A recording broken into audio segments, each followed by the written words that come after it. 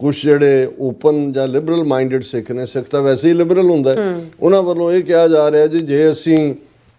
ਉੱਥੇ ਪ੍ਰਵਾਸੀ ਮਜ਼ਦੂਰਾਂ ਨੂੰ ਕੱਢਣ ਦੀ ਗੱਲ ਕਰਦੇ ਹਾਂ ਜਾਂ ਅਸੀਂ ਉਹਨਾਂ ਨੂੰ ਟੋਲਰੇਟ, ਅਸੀਂ ਵੀ ਤਾਂ ਪ੍ਰਵਾਸੀ ਹਾਂ ਜਿਹੜੇ ਇੱਥੇ ਆਏ ਹਾਂ, ਫਿਰ ਸਾਡੇ ਵੀ ਕੀ ਹਕੂਕ ਨੇ, ਅਸੀਂ ਕਿਉਂ ਕਹਿੰਦੇ ਹਾਂ ਜੀ ਸਾਡੇ ਨਾਲ ਧੱਕਾ ਹੁੰਦਾ ਜਾਂ ਇਹ ਕੰਪੈਰੀਜ਼ਨ ਠੀਕ ਨਹੀਂ ਹੈ। ਸੋ ਇਹ ਇੱਕ ਅਲਟੂਗੈਦਰ ਡਿਫਰੈਂਟ ਪਾਰਟ ਹੈ। ਹਾਲਾਂਕਿ ਇਹਦੇ 'ਚ ਕੋਈ ਸ਼ੱਕ ਨਹੀਂ ਹੈ ਕਿ ਇਮੀਗ੍ਰੈਂਟਸ ਦੇ ਖਿਲਾਫ ਮੂਵਮੈਂਟ 'ਚ ਵੀ ਇਨਸਿਕਿਉਰਿਟੀ ਤਾਂ ਹੈ, ਜਿਹੜੀ ਕਿ ਜੌਬਸ ਨੂੰ ਲੈ ਕੇ ਹੈ ਜਾਂ ਕਿਸੇ ਹੱਦ ਤੱਕ ਜਿਹਨੂੰ ਫਲੇਅਰ ਅਪ ਕਰਨ 'ਚ ਕ੍ਰਾਈਮ ਦਾ ਜ਼ਿਕਰ ਹੈ। ਹਾਲਾਂਕਿ ਕ੍ਰਾਈਮ ਲੋਕਲ ਕਿਹੜੇ ਨਹੀਂ ਕਰਦੇ। ਸੋ ਮੈਂ ਸਮਝਦਾ ਹਾਂ ਵੀ ਪੰਜਾਬ ਦੀ ਸਿਚੁਏਸ਼ਨ ਨੂੰ ਜਿਹੜੀ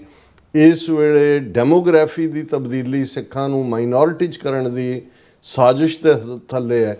ਇਸ ਕ੍ਰਾਈਮ ਦੇ ਰਾਮ ਰੌਲੇ 'ਚ ਅਸਲੀ ਜਿਹੜੀ ਸਾਜ਼ਿਸ਼ ਹੈ ਉਹਨੂੰ ਬਿਲਿਟਲ ਕੀਤਾ ਜਾ ਰਿਹਾ, ਉਹਨੂੰ ਛੋਟਾ ਕਰਕੇ ਦੱਸਿਆ ਜਾ ਰਿਹਾ। ਔਰ ਫਿਰ ਕਿਉਂਕਿ ਹੁਣ ਇੱਕ ਜਿਹੜਾ ਪੋਜ਼ੀਟਿਵ ਇਮੇਜ ਪੰਜਾਬ ਦਾ ਆਪਣੇ ਹੱਕਾਂ ਲਈ ਖਲੋਣ ਦਾ ਜਾਂ ਦੁਸ਼ਮਣ ਦੀਆਂ ਨੀਤੀਆਂ ਦਾ ਜਾਂ ਈਵਨ ਸਾਡੇ ਧਾਰਮਿਕ ਮਾਮਲਿਆਂ 'ਚ ਦਖਲਅੰਦਾਜ਼ੀ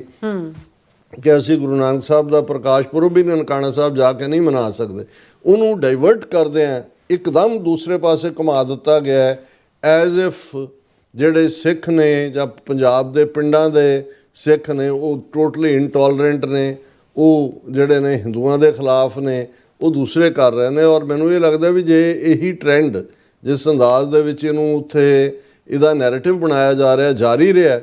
ਤੇ ਸਿੱਖਾਂ ਦੇ ਖਿਲਾਫ ਜਿਹੜੇ ਸਿੱਖ ਬਾਕੀ ਸੂਬਿਆਂ 'ਚ ਰਹਿੰਦੇ ਨੇ, ਖਾਸ ਤੌਰ 'ਤੇ ਯੂਪੀ ਬਿਹਾਰ ਜਿੱਥੋਂ ਦੇ ਬਹੁਤੇ ਪ੍ਰਵਾਸੀ ਨੇ, ਉੱਥੇ ਬੈਕਲੈਸ਼ ਹੋਏਗਾ। ਸੋ ਇੱਕ ਪਾਸੇ ਸਾਡੀ ਇਮੇਜ ਅਸੈਸੀਨੇਸ਼ਨ ਹੈ, ਦੂਸਰੇ ਪਾਸੇ ਉਹ ਗਰਾਊਂਡ ਤਿਆਰ ਕੀਤੀ ਜਾ ਰਹੀ ਹੈ ਵੀ ਅਸੀਂ ਇਨਟੋਲਰੈਂਟ ਹੈ।